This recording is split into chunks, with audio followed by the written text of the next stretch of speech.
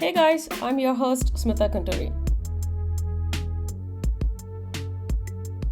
Hello everybody, I have Alesha Brown with me.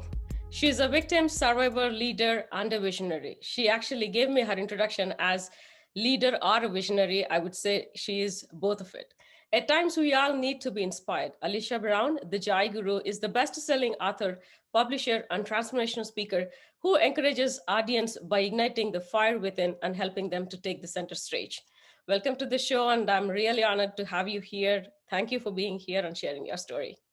No, Smitha, thank you. Because for me, it's an honor to be here to share my story, especially in pandemic times. Because, abuse is always prevalent, but like right now with the pressures, the stresses, the confinement, it's even worse. So this is what you're doing to me is very important to the people that need these stories and need some type of encouragement and resources of how to get out of that situation while protecting themselves and their family. Absolutely, absolutely. So please go ahead and explain your story, what your story is. And today, the way I know you is you're a leader, you're a visionary, absolutely. And you are like leading a lot of conferences or like going to the summits or like you're the person on the center of the stage. So that's how I know you. But when you talk about, when you gave that introduction saying like you're a victim and you're a survivor, a lot of people will not be able to connect to you looking in the center of the stage saying like, oh, she is very well built, so yeah, she's far off from us. But no, you started your life from the stage where you're like at the rock bottoms and you started building up yourself. So please explain us how it all started and how you got your strength energy to be here today. Oh, wow. I Wow. I mean, I could take an hour doing that, but I know won't. you can take a couple of hours, don't worry about that. Okay, well then in that case, everybody sit, relax. Yes. No, it's just sometimes I just look and it's so funny to me. It's so ironic because people see this bubbly person. Of course, the Joy Guru label doesn't help that, but I'm talkative. People that know me, I'm very energetic. I'm very talkative. She'll never shut up, and they never would realize that the child going through abuse was the exact opposite. I Exactly. wouldn't say anything because my abuser was my father. So that means from birth, I had someone abusing me. It was primarily verbal and emotional abuse. But when a child, especially in the formative years, is abused, whatever the abuser says to you is what you believe. I mean, they're your parents. Why else wouldn't you believe? Those are the first words you hear, the first actions you hear. You think it's normal. So if you're told that you are dumb, you are lazy, you are stupid, you believe it. You Yep. believe you're worthless. You don't believe you're anything. You don't understand how this person who has half your DNA hates you. You don't understand why they hate you. And then as a child that's abused, you have no safe place. So I'm abused in my home. I'm the short, fat kid at school. So I'm ridiculed there. We were brought up in a very religious family. So even when you're going to your place of worship, a lot of times our houses of worship, they're segregated or there's popularity contests. So I'm not the popular one. My family is not the popular one. And the whole time, as an abused child, you have to pretend everything is perfect because Yep. we're taught whatever happens in your house stays in this house. So you don't tell people what's going on, you keep it private. So you take a child that fears for their life at times, who often doesn't see a way out of this. So they want to kill themselves. I have memories where I remember having a knife under my pillow because my father was very quick tempered and angry. So I'm thinking, one night he may come in your room in a rage. And what would you do? How would you defend yourself? So I have a butcher knife under my pillow, thinking, well, if he comes too soon, you can slash your wrist and maybe the blood will make him go away. No child should be thinking these things. And then, of course, and I remember this because I said we were raised in a spiritual home. I remember praying to God and begging, don't have the courage to kill myself. Can you just give it to me? It be a mercy killing. You know, I know you're a God that doesn't want to see people in pain. So if you just give me enough courage and strength to end my life, I had thought about, well, maybe pills. No, what if this happens and he'll be angry that he has to take you to the hospital, blah, blah, blah, blah, blah. I thought of all ways. We didn't have a weapon in our house, so I couldn't load a gun and kill myself. I didn't have access to go get a gun. So I'm thinking, okay, well, you don't want to drink poison. You don't want to take a bunch of pills. You don't even know what pills to take. Well, the only thing you can do is slit your wrists. And the more I thought about it, the more I had the knife. I just couldn't do it. I was just too scared. And then I would blame myself. It was this cycle of blaming myself. How can you be so weak that you can't even kill yourself? How can you be so weak that the thing that's going to get you out of this, you can't even do it? So I'm praying to God, give me the courage to end my life, because there's no way out of this. There's just no way to get out of this. He's not going to change. This is going to be my life forever. I'm not strong enough to keep taking this. I got to go. There's no safe place anywhere. So I did all of that. God wouldn't let me. But I'll tell you the one thing, big thing that saved my life, because this is the message. If they hear nothing else from this broadcast, I want them to know. I want the world to know this. No one really wants to kill themselves. They don't. They just don't see another solution or way out. So it's not a thing about being weak. It's not a thing about just giving up. It's that they need help and they don't see any other help, any other way out of this. You have to think about, if you were in a dangerous situation, let's say you're driving your car and it's about to go over the bridge. Wouldn't you do everything to save yourself? Wouldn't you do everything in your power to prevent yourself from falling over? Well, that's what the person contemplating suicide is thinking. I am in danger. I can't defend against this. I don't see a way out. I have to end this dangerous situation. So they look for ways to kill themselves because all the cries for help, there is no help. So when I reached that end, my mother, a former school educator, always made sure I was in the library. Every reading list, every summer program, I was in the library. And I distinctly remember, I think I was 5 because I taught myself to read at 4. I think it was about 5 or 6. And you see this short little girl with a stack of books taller than her. I'm waddling to the desk because the books are so heavy, I can't see over them. And I put them on the counter with my card.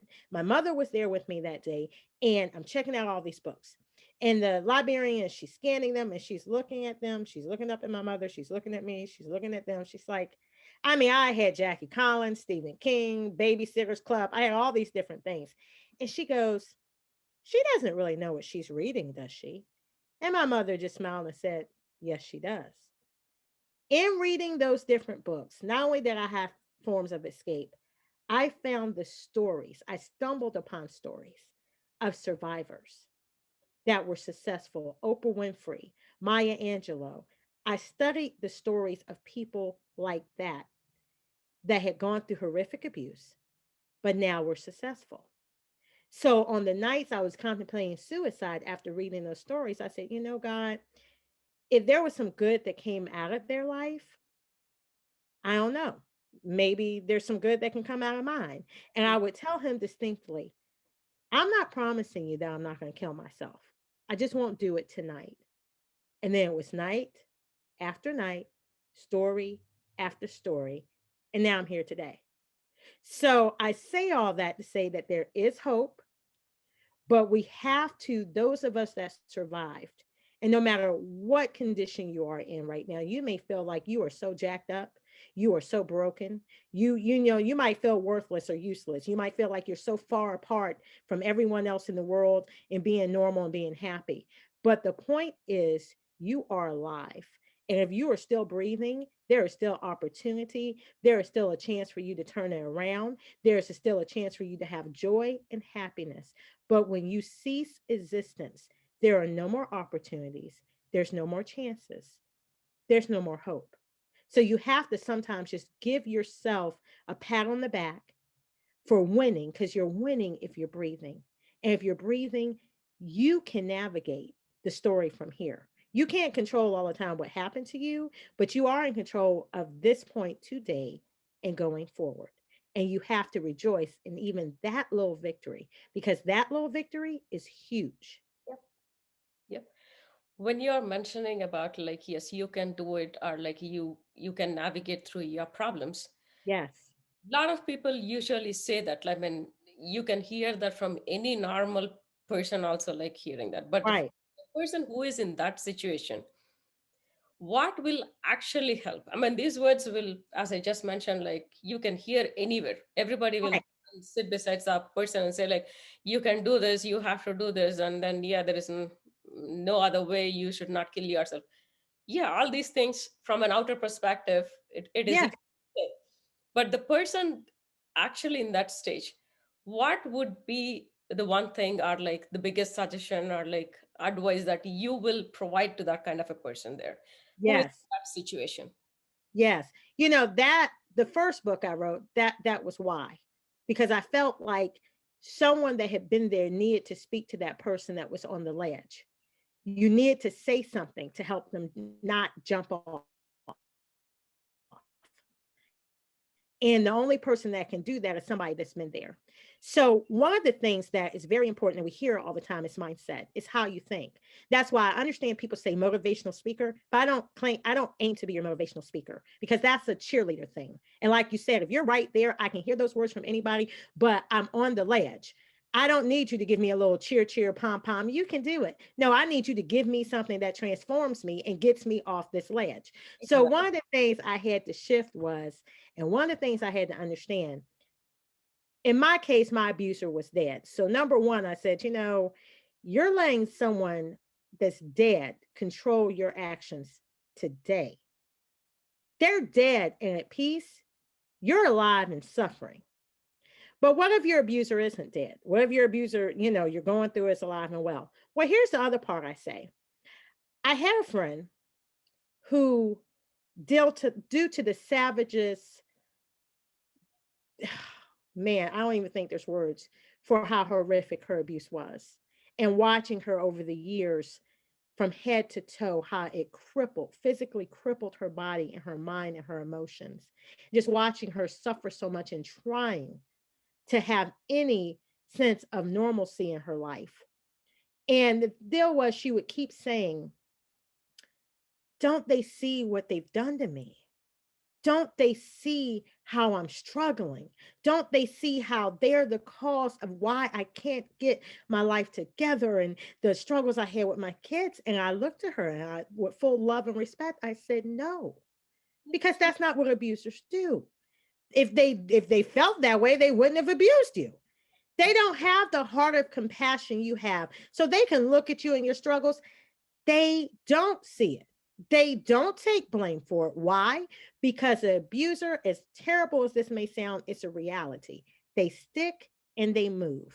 So while you're sitting there thinking they care, why would they do this to me? Don't they see? I know there has to be a heart somewhere in there where they're going to change. They're on their second, their third, their fifth, their 105th, their 205th victim. They don't care. They don't think of you. It's having the act, it's doing the act. I compare it to a drug addict. They need the fix in that moment. When they want that fix, they do anything to get it. And then they take it for whatever the relief, whatever pleasure they had, and it's over. And now they're only concerned about needing and how to get my next fix. That's how people do when they abuse you. They're not concerned about you or the effect, or you could be there crying. They don't care. And if you don't believe me, how many stories do we have, if this is not your personal story, of an abuser that punches you in the face or beats you and says, I'm sorry and I love you, and then turns right around, beats you again, says, I'm sorry and I love you, and do it over and over and over? They don't care. So, since they don't care for you or about you or what they do to you have to be the one that cares for yourself. Don't give them that power. Don't give them the power of the scenario we do. We're loving creatures. Most people I know that have been abused, you are a loving creature. Even if your heart is hardened and you come off angry and bitter, you still want to be loved and you want to love. That's how we're created. But trying to think that person, I'm not saying you have to demonize them, but trying to think that person has the same heart and compassion and care you do, and you're staying around to hope you can fix them or transform them, you won't. Yep. You just won't.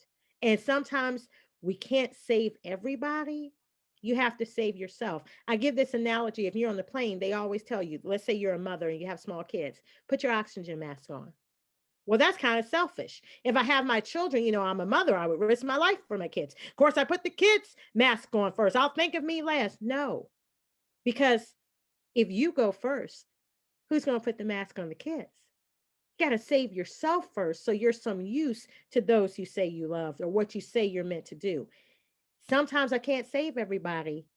I got to save myself first. So that's what I would say. Some thoughts, transform a mindset, transform your way of thinking. As far as how that person that's hanging on by a thread, that person on the ledge, those are some things I would say you need to think about and how you can make that transition. And please don't think it happens overnight because it doesn't.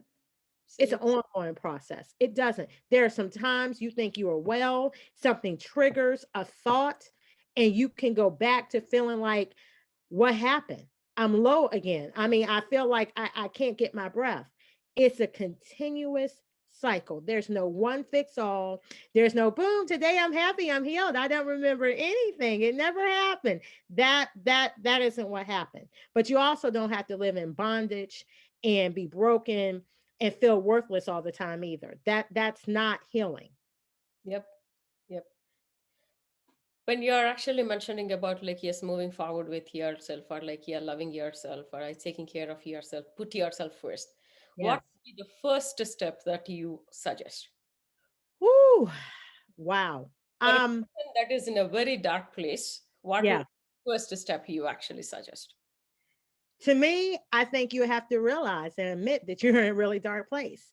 And that sounds so simple, but it's not. You'd be like, well, obviously they're depressed, they're crying all the time, they're having traumatized moments from what happened and the memories. Of course they know they're in a dark place. No, no. It's something about the acknowledgement and owning it. Until you own it, you can't get help. You can't get out. I remember one person, she said her mother used to tell her, you know, if you keep, you're like, I'm just overwhelmed. And it's like, I just keep going deeper and deeper. It's like I'm digging the hole. I'm stuck in a hole. When her mother told her, well, stop digging the hole. And I'm like, whoa, whoa. That's really profound because sometimes I'm just stuck and it. Well, at least be the person that stops digging the hole to make sure you're just stuck and you're further down in the ground. Stop digging.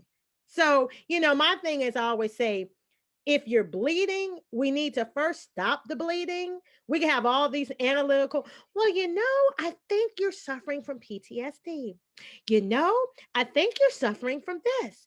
Or maybe you're suffering from this. You know what? If they're gushing blood, I don't need you to diagnose I need you to stop the bleeding now. Okay? The little cute labels, and you may have this, and this might be your trauma. That is so adorable. I am bleeding. Do you mind performing triage and then we could talk about what it is? And it's very comical. But then if you think about it from the abuse perspective, oh, we do that all the time. We self-diagnose ourselves. We read all the books. We watch so-and-so program about fix this, fix that. And then, your girlfriend down the street, she said, I might have that. Well, girl, what was the symptoms? Well, I do that too. Excuse me, excuse me, excuse me. You can't breathe. Can we get the oxygen first? Then we can talk about what you might have, what you might not. Personally, if you want to diagnose something, please see a professional. That's what they do. And let me say this, because therapy as a child, of course, growing up the way I grew up, and a lot of time in African American families, I told you, what happens here stays here. We don't talk about it to other people, okay? So my thing is therapy is not really promoted. I happen to have a mother who believes in therapy. Of course, with her mental illness, that's something she had to do, and it helped her. But I will say that when my father died, my sister and I are 8 years apart. My father died when I was 17. So at that time, my sister was 9 years old. My mother went and sought therapy for her. And I was always the strong one. I was the one that picked out my father's burial clothes because I saw how much my mother was grieving. I just wanted to make it easier for her. I didn't, whatever I could do to help in this situation, I wanted to help. And I didn't realize until probably over a decade or more later, I hired a life coach. I didn't realize that going back to that moment, I needed help too. I had lived this whole facade of having to be the strong one. I was the oldest child. Of course, I didn't have mental illness. My mom had mental illness. And I just, had to, with working with therapy, had to realize, you were always older than your years. Your parents were older. Of course, your grandparents were older, but you were always the adult. You were always the one to take care of everything, try to make everybody else's life easier. Who took care of you? Yep. Who took care of you? You wore that badge of honor of always going the extra mile, making sure everybody's okay. Who made sure you were okay? And it was always having that facade of I'm good, I'm happy, I'm good, I'm happy, I'm good. Have a pain on smile. We're going here. Let's look like this. Let's look like this. Let's look normal. Let's do what everybody says is normal. Nobody ever asked me if I was okay. And I found myself as an adult. You go on jobs, you're serving this capacity, you're on this board. No one asks you if you're okay. If you're smiling, they think you're okay. Sometimes we need to ask ourselves. And then we need to take some form of therapy, however we take it. So, there's great associations, NAMI, they deal with mental health. And I want to say this because I grew up with a family. I told you in my immediate family, my mother has mental illness challenges. On that side of my grandparents' things, several generations deal with mental illness. I want people to get out of the terrible stigma that mental illness is a negative thing, something you're sick, you're off, you're crazy. We need to focus on mental wellness because if the pandemic doesn't teach you anything at different times in our lives, you don't have to go through trauma. You don't have to have been abused. But at different times in our lives, life's pressure alone, there are times where your mental wellness is off. Yep. And just like there's physicals, just like there's dental exams, your vision exams, you need to check for your mental wellness. I'm not at a good place and I need help some form of way. Maybe there's techniques. Everything isn't going straight to medicine. But if you need medicine, it's better for you to get it as early as you can versus just bleeding and bleeding and bleeding out because you can get to a point where you've caused so much damage to your body that there's certain things they just can't heal. And if you don't believe abuse and trauma can cause mental illness and physical damage to your body, oh, it can. That's why abusers are so effective because they know how to get to your mind and your emotions and have you warring against yourself. And the longer you deal with that, the worse off it's going to be, not just in your mind, but your whole physical body. I have been a chronic, or I was a chronic pain sufferer for at least over a decade. And there's a thing called ACEs, and I encourage the listeners to study that. They are showing if you were not abused, if you just live in a house with someone that has depression, or one of your parents or caretakers was an alcoholic, or they were abused, there are adverse childhood experiences as a result. You can have certain physical illnesses due to that. So, if that's the case, then if you grew up abused, or if later in life as an adult you were abused or in an abusive environment, what type of illnesses and things that the doctors may not even be relating to what you went through could you have? And you're taking this as normal? No, it is your body and your mind and your spirit crying out, we need help. We need you to address this. We need you to get help for these issues. That's why all of this other stuff is going on that doctors will prescribe something or attribute it to your DNA or something else. It may not be, or it just may be worsened because of your trauma. And until you fix that emotional illness, that mental illness, as well as the physical abuse that you may or may not have suffered, the elements don't get better either.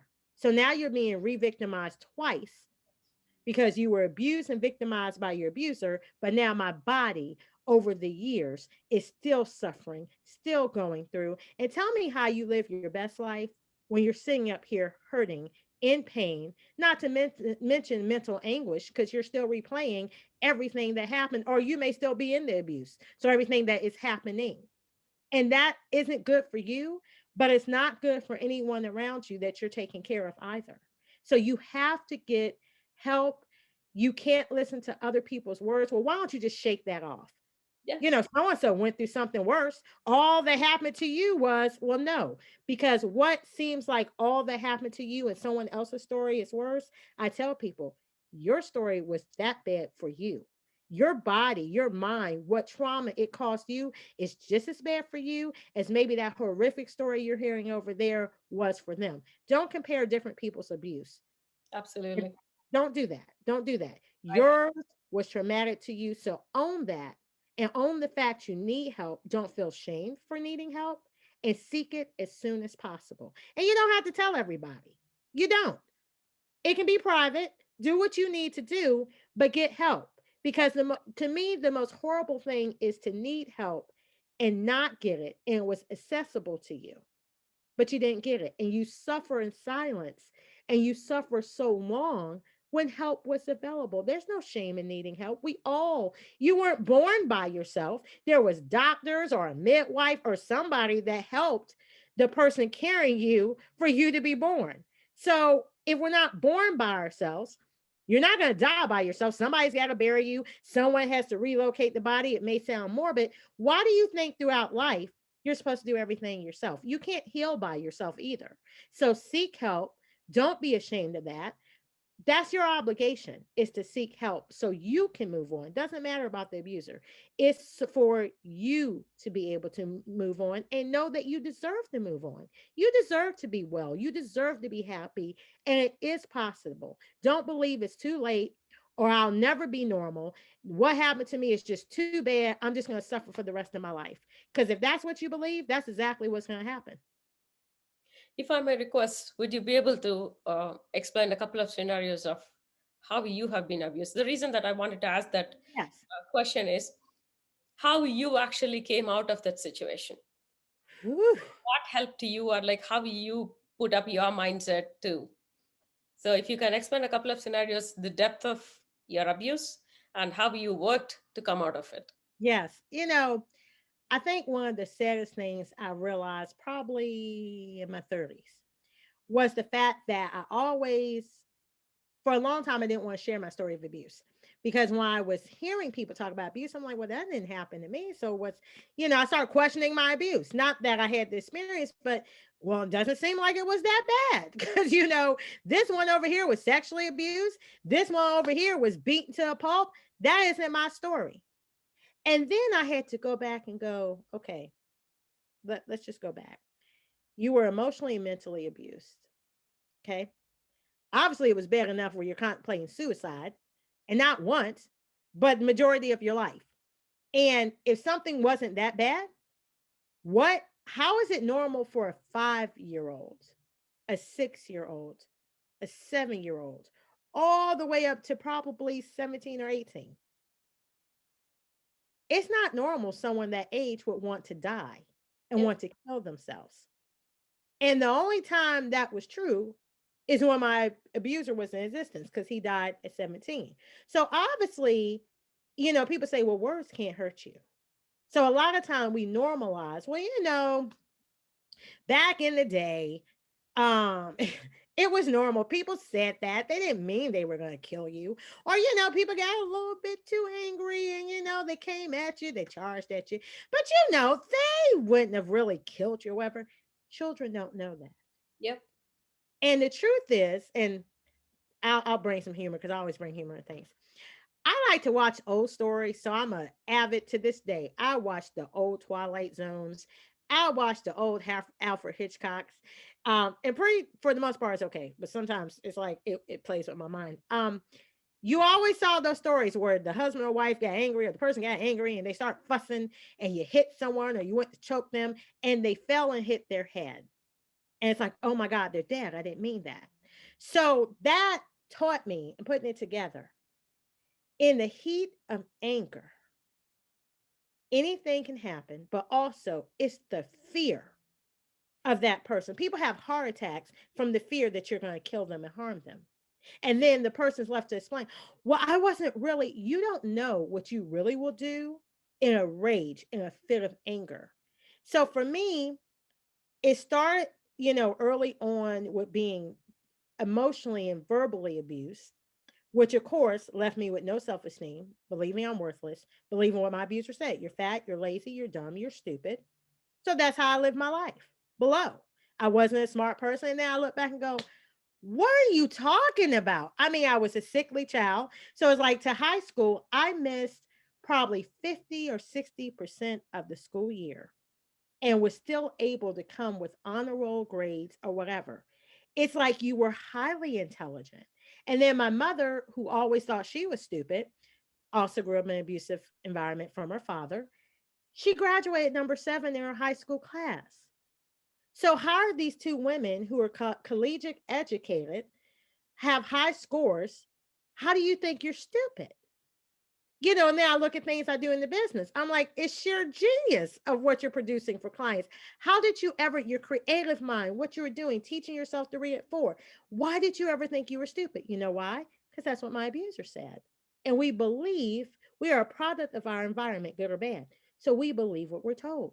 When he charged at me, when he had those angry outbursts, when he refused to show any amount of compassion or love, every experience were angry. I remember thinking in my 20s, I don't have one positive thing I remember from childhood from him. Normally you have something like, oh, yeah, I remember as a family when we did, I remember when he said, I don't have one time ever where I remember him saying, I love you or him showing love. Matter of fact, the only kind thing I have is remembering it's not really kind. I remember my mom, I wanted a cat. I'm still a cat lover to this day. I think I was 13, almost 14. And my mom said, you should get that for her because you don't show her you love her in any other way. You should get that for her. And I remember she said that, and we went to the SPCA and got my first cat. So you mean my first cat was a guilt gift? Someone had to remind you of how horrible you are to your child and the fact you don't show them love. And that's why you bought them something they wanted. What a horrible memory.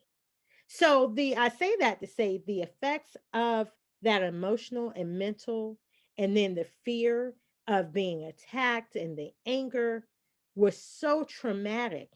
You didn't have to lay a hand on me. You didn't have to sexually abuse me. And I'm not saying those type of stories are less importance, but I'm saying my story of abuse was that traumatic to me. And to be honest, you asked me how I got out of it. I'm going to say the grace of God, because after growing up like that, my abuser died at 17. One would think if you read the story of my life, if this was a movie, oh my gosh, she's free now. He's gone. The abuse is over. No, because the one that's been abused has to now pick up the pieces. And I tell people, it's like someone had their hand on your throat and they let go. You still are encaged. You don't know you're free because you've had that hand on your throat for 17 years. You don't know what free looks like. You're in that fight or flight syndrome that you don't know how to relax. And whatever normal is, you don't know what that means. So what do? I do what a lot of us do. You do what's expected. That's what you've been doing. So it's expected I go to college. I went to college. You get the degree. Your parents tell you you need to get a good job. So you get a good job. You're checking the dots of what everybody else expects of you. And I remember in my mid 30s, I just sat there and I was sitting at the desk one day and I said,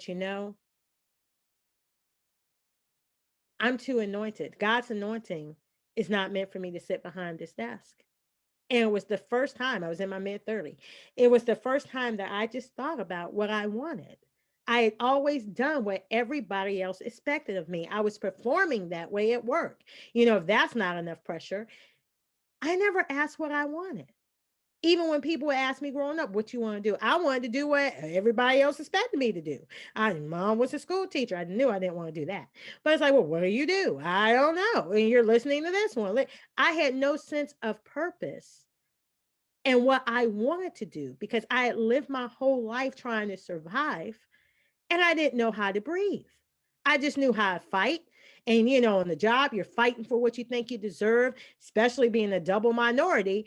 You're still fighting. You're sitting here as one of the only or one of the few and trying to justify why you should have this and trying to advance and not getting that. You're still in fight mode.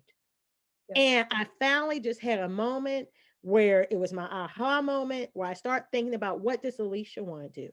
What makes you happy? What makes you, just, this is what I was born for. And when I finally figured it out, like, what? I can't do that. Da, da, da, da, da. So I said, I'm gonna do that and I'm gonna do my job at the same time. It was working well until my body starts shutting down. Chronic pain start becoming more. And I had to make a choice. Look, you're going to either give up this job for this dream thing that you say you're born to do, or you're going to sit here on the job.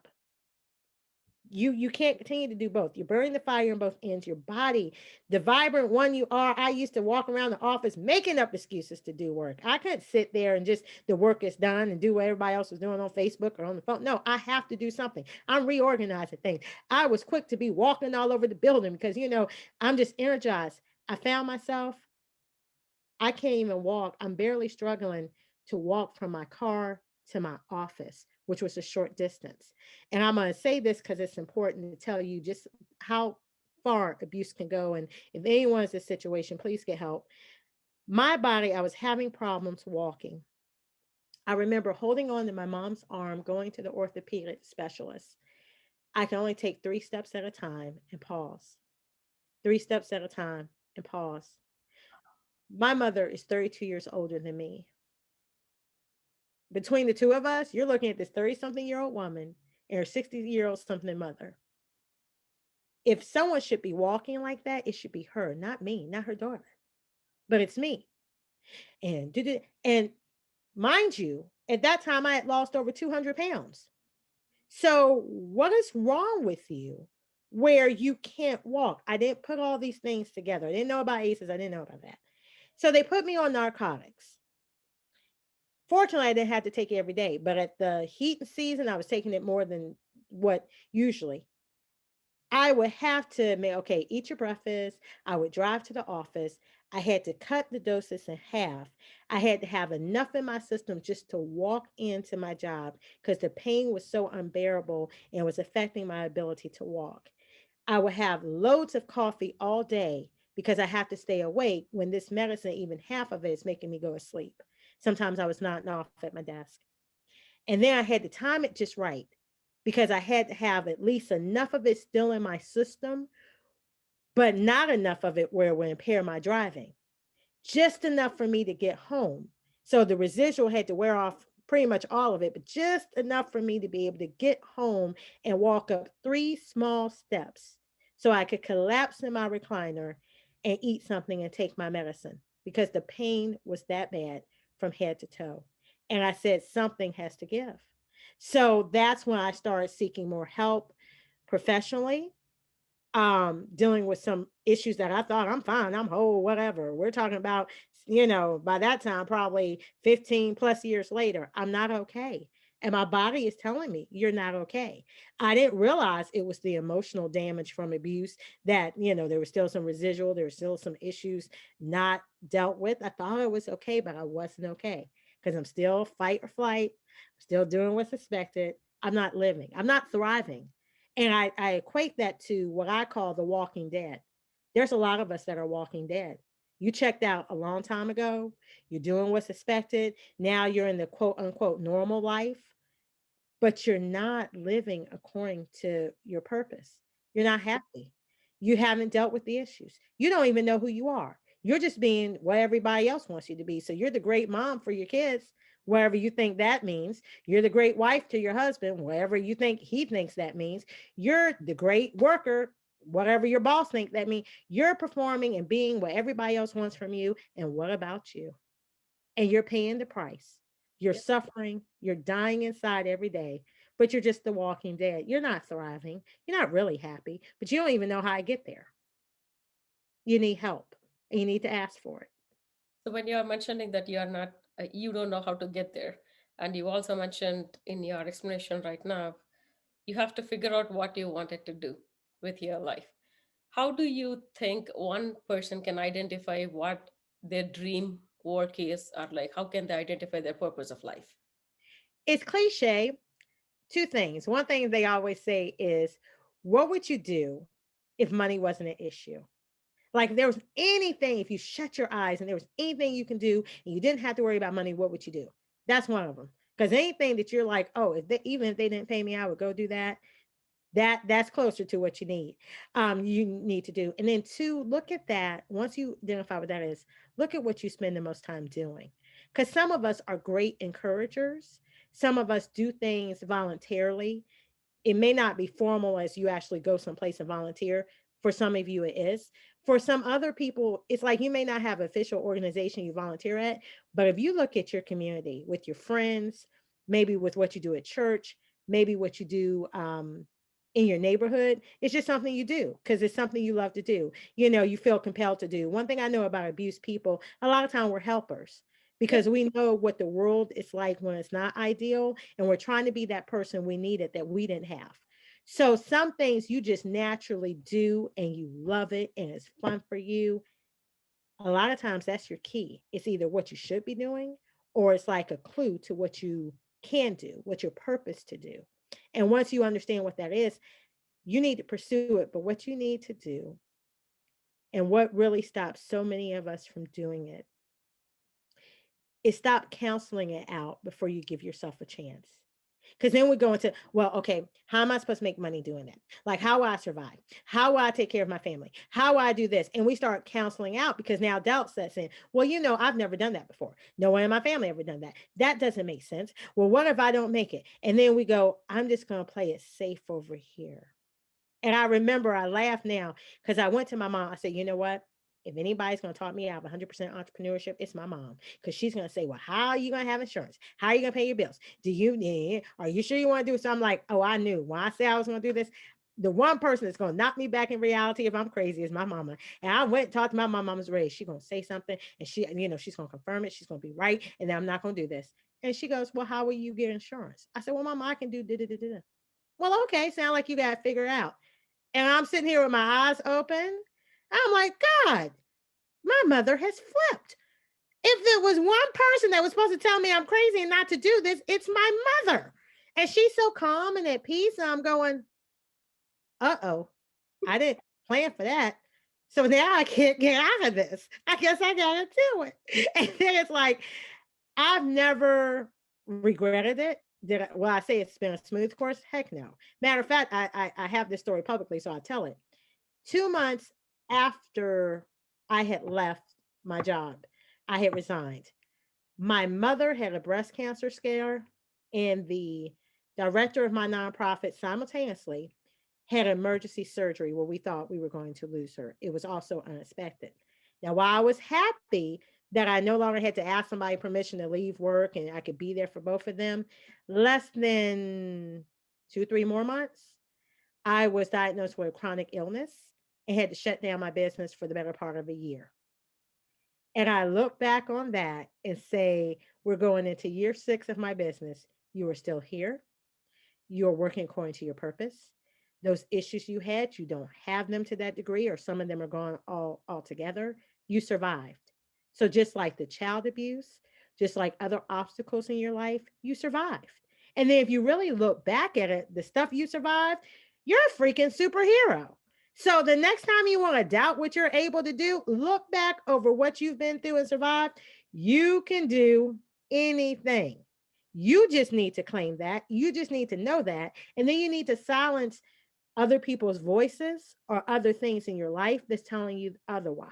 If you can't do nothing else but draw on the strength of what you have survived as an abuse survivor, that is more than proof that you can do anything, because no matter how weak you may feel, if you feel right now that you're weak or you're barely hanging on by a thread, the reality is it's a lot of people that went through far less than you did, and they're not here anymore. And they're not here because they took their own life. So the fact that you're still here, that is huge. I don't care how other people minimize that for you. The fact that you are still breathing and you made it today, that is huge. That is superhero status. That there's nothing larger than that. Yep. So even if you feel you are hanging on by a thread, you need to just pump yourself up and you need to pat yourself on the back, because the fact that you are here in this moment today puts you in superhero status. Now, how we go forward, it takes time. There's steps to that. But if you're alive today, please know you're amazing, because somebody else didn't make it. The privilege of your being here, no matter what situation, it is a privilege because someone else went through far less than you have, and they are not here. And Yep. people minimize this way too much, and they don't need to. Once you start choosing your story, first off, like going through this kind of scenarios is difficult itself. Hmm. Why did you choose to talk about your story? Is it just to give hope to other people? I don't think your version of it is just a hope or awareness the way you are talking. So why No, did you choose to talk about your story? I'm going to tear up with this. I'm tearing up now, so forgive me. Um, Sorry. no, no, no apologies necessary. When I was going to write the first book, when I was coming up with writing the first book, over the years I had journaled everything. So I knew, oh, we can just put that together. I don't need to write that, and I felt the Holy Spirit talk to me what he wanted me to write. And I said I had written all these things before. And he's like, no, that's not your first book. It's this. And I'm like, what? So I'm okay, whatever. And I'm writing it down, whatever. And then I get to a certain point, I'm like, I can't, I don't want to talk about this. I don't want to do anything. And it came to my mind, okay, so when you were a little girl in that library reading those survivor stories, those stories that saved your life night after night, situation after situation, you're telling me that little girl who was you was so important enough to read those stories to save your life. But you're telling me that that little girl that exists out there somewhere else, or that woman who your story would save their life, they're not important enough. You were, but they're not. And when it was put to me that way, my heart just broke in that moment. My breath was just taken away from me. It was like you pulled the carpet under my feet, because I didn't realize how selfish that was. I didn't make the connection that if it wasn't for someone else's courage to tell their story, you may not be here. But you're telling me that no one else is important enough as you were for you to share that story, to offer a glimmer of hope and possibly save someone else's life. They're not important enough, but you were. I didn't look at it that way. Because again, that's where doubt comes in that, oh, who's going to care about my story? It's already people out there talking that had stories worse than mine. And, you know, nobody's going to care about little old me. But no, I had to realize that each person born doesn't matter if you're talking about trauma, but you have a assigned audience. We can get a celebrity to talk to them, but you know what?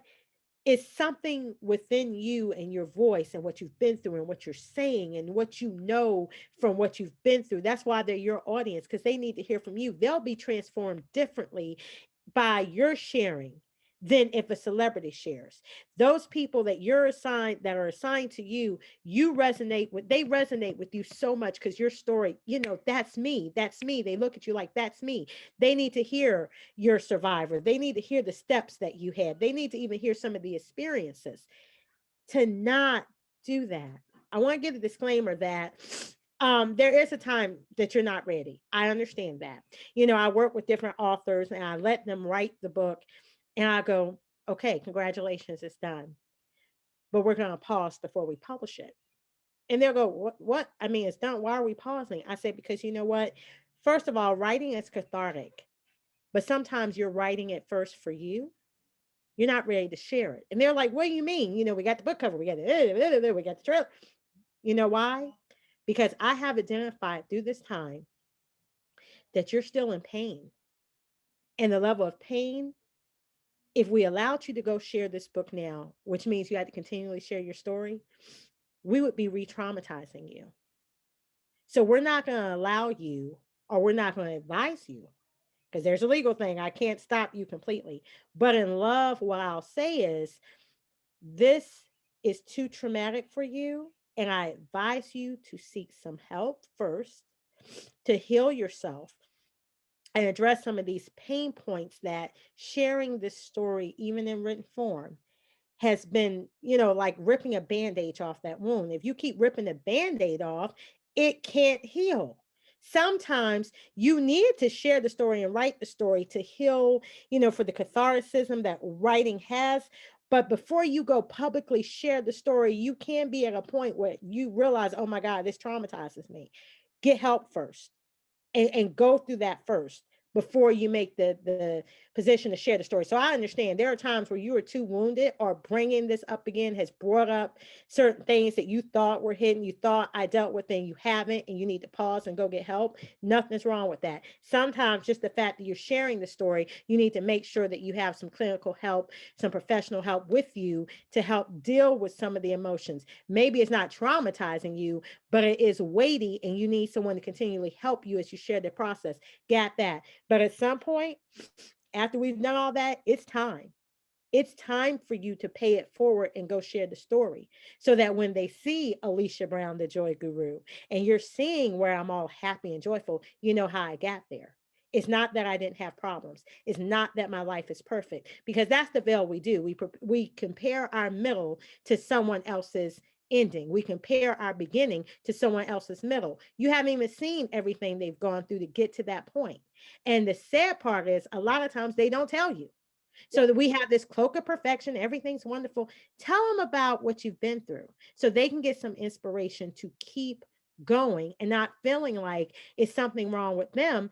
And then on the other side of that, which is why I'm really happy I'm here today, one thing that a lot of CEOs and entrepreneurs don't talk about, especially highly successful ones, there's a great deal of depression that comes with entrepreneurship. Great deal of depression. There's a lot of times you're alone, and people feel like, the higher I get, the more visibility, the more money I get, that's going to solve everything. It doesn't. If I get more staff people, that just gives me more stressors. So some of us that have been through certain environments, certain abusive situations, certain traumas, that extra pressure can be too much. That's why you see a lot of celebrities. You see millionaires, billionaires. They're fine one day, and you read a paper or reading the story, they're dead. How did that happen? Yep. Well, as we start exposing some of the things in their lives, they were dealing with that trauma, certain things they never dealt with. Maybe they didn't seek help. Someone diagnosed them with depression. Okay, they're on medicine, but they didn't get the professional help that they needed continually. As you're adding life, as you're adding other experiences they're going through, they didn't have the help they needed professionally to navigate those different levels in that part of their world. And now we're back to square one, or we're worse, and things are out of control. So people are using drugs, sometimes prescriptions, sometimes illegal, sometimes a combination. People are drinking too much, and it's socially accepted. You're at a business meeting, you're in a mixer, of course you have a couple of drinks. Sometimes you don't need to be drinking, or you're drinking too much and you're an alcoholic. People are just ignoring a lot of things, and it's all going back to what has not been dealt with from that abusive past. And I tell people, with abuse, the symptoms of abuse that are not dealt with, that pain you keep choking down, it is like a cancer that just eats you up from the inside. It destroys every good thing, physically, mentally, emotionally, until there's nothing but a shell left. And that shell may be beautiful. You can adorn it with all of the beautiful fashions and jewelry and hair and makeup, but it's still a shell. It's empty, it's shallow. There's no substance in, because it's depleted. Yep. And either you die physically, or you're the walking dead. Either way, you're not thriving. And why? There was help. You could get help. It didn't matter what anyone said. It didn't matter what other people's opinion was. What mattered was you and your happiness and your joy and the ability. My thing is, I've already been victimized. Why should I be re victimized? I didn't ask for that. So why should I live the rest of my life suffering from what someone else did? If there is help for restoration, if there is help for me to move forward, if there is help for me to have some form of happiness and work my way to joy, I deserve that. That's what I should have. I've already survived so much. I should have that. And I deserve to have that. And once you realize what you deserve to have, that is what you'll go after and pursue. If you don't think you deserve to have it, it could be right there for you and you won't take it because you don't think you deserve it. And that's why I see so many of us that have been through abuse. That's what we accept. That's what we think it's okay because it's been ingrained in us for a long time that we're worthless and we don't deserve anything. That's why this happened to us, but it's not true. While you're talking, you mentioned many times that you are Jai Guru. What does that actually mean? Okay, thank you for tuning in, and you can find me on all the socials at Smitha Gunturi and the show notes for any resources mentioned. See you next week. Take care.